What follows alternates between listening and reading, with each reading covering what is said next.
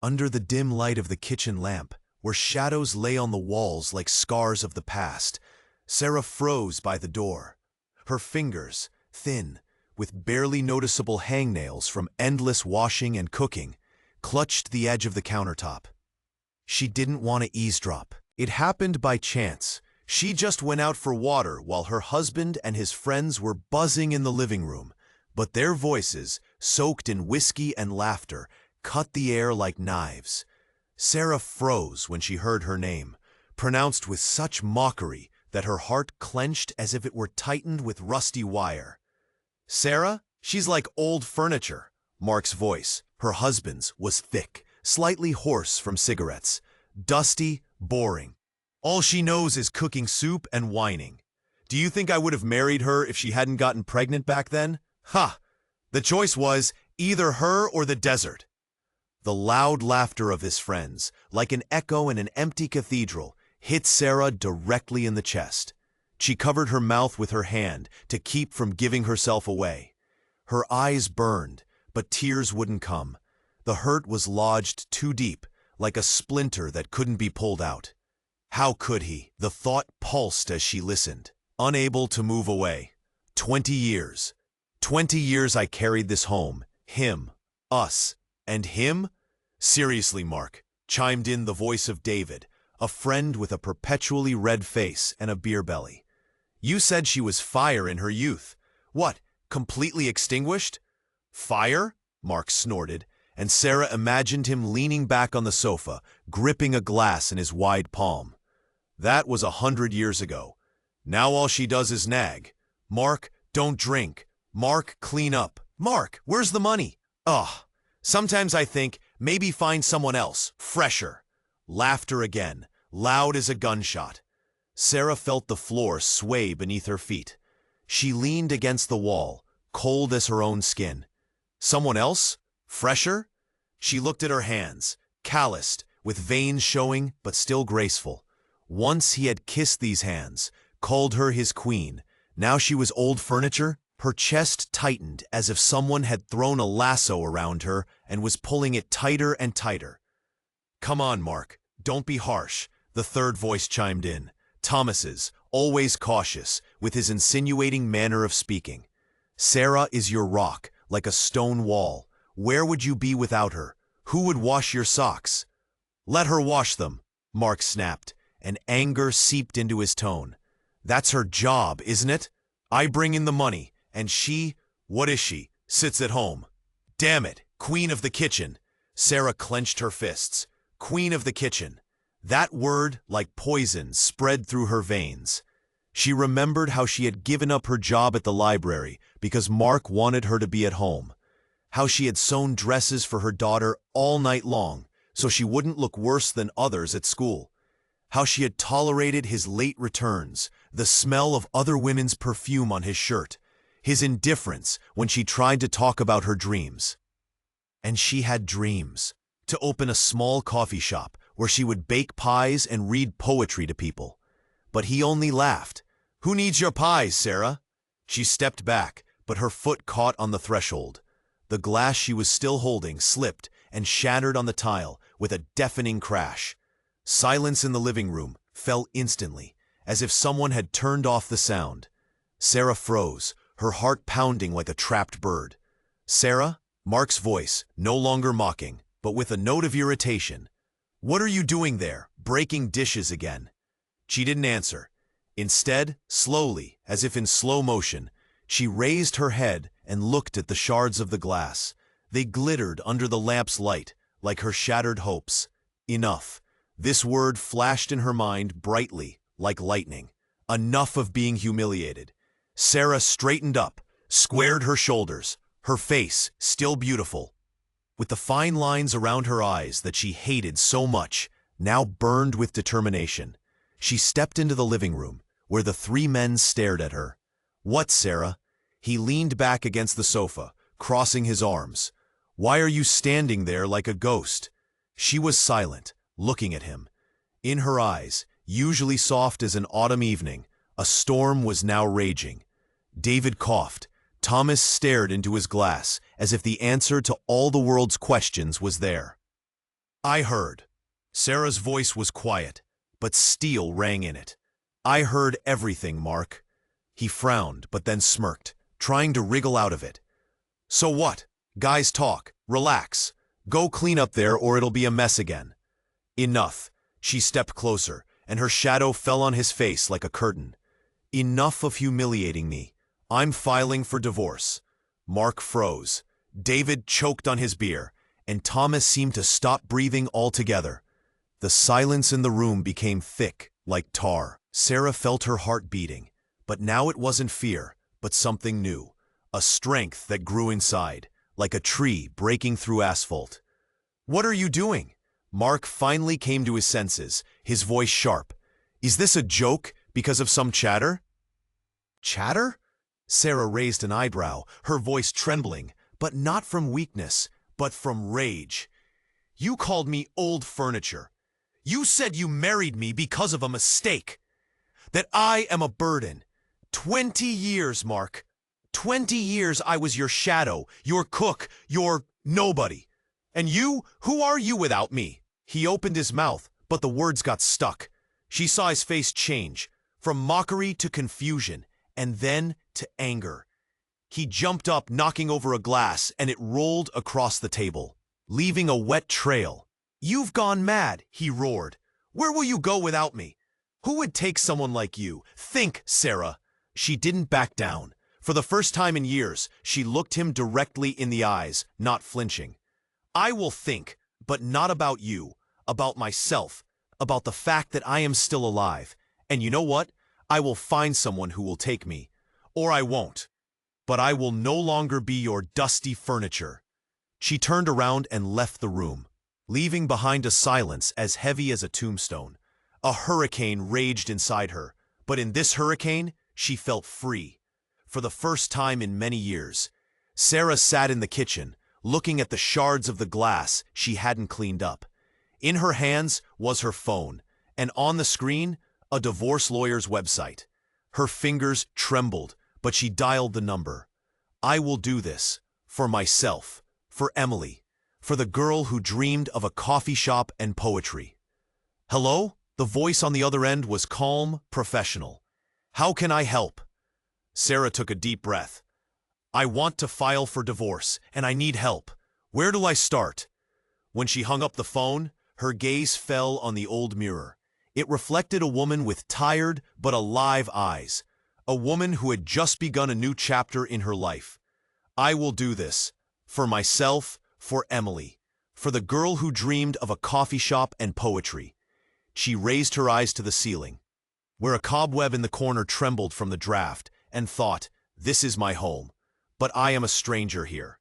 The living room door creaked open, and Mark burst into the kitchen like a storm. His face was red, his eyes flashed with anger, but a shadow of panic flickered in them.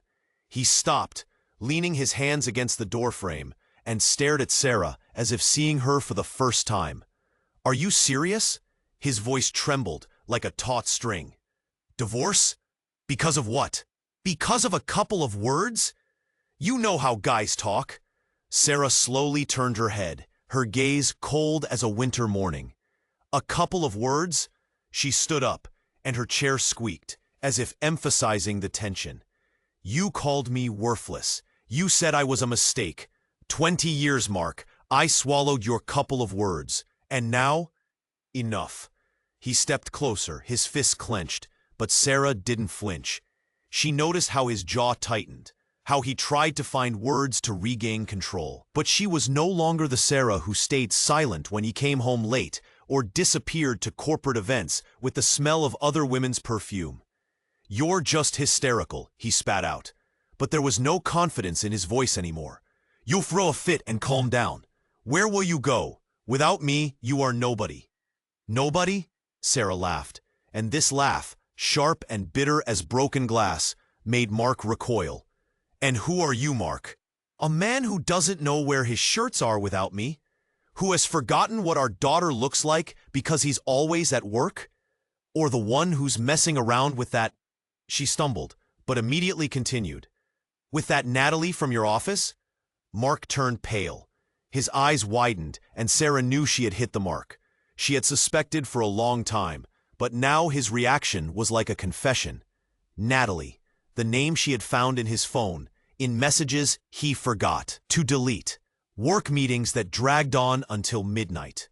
The smell of sweet perfume she had once caught on his jacket. She had stayed silent because she wanted to believe it meant nothing. But now it was another nail in the coffin of their marriage. "What are you talking about?" He tried to regain his confidence, but his voice failed him. "What, Natalie? You've completely lost it." "Don't lie to me." Sarah stepped towards him, and there was something of a predator in her movement, one who had hidden for a long time, but was now ready to pounce. "Mark, are you free today?" she mimicked, and her voice trembled with rage.